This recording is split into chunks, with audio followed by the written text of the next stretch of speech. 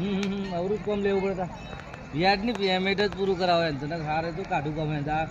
હું છે ને જરૂર પડી એટલે વ્યાજની પૂરું જ કરાવવાનું છે